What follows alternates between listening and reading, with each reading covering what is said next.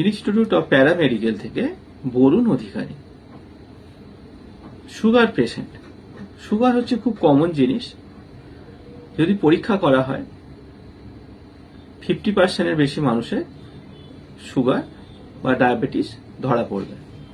যদি আপনারা কোনো সুগারের ডাক্তারকে দেখাতে চান, তাহলে আপনাকে যে রিপোর্টগুলো করতে হবে সেগুলো হলো সুগার, ফাস্টিং, পিপি, HbA1c, ইউরিয়া, ক্রিয়েটিনাইন।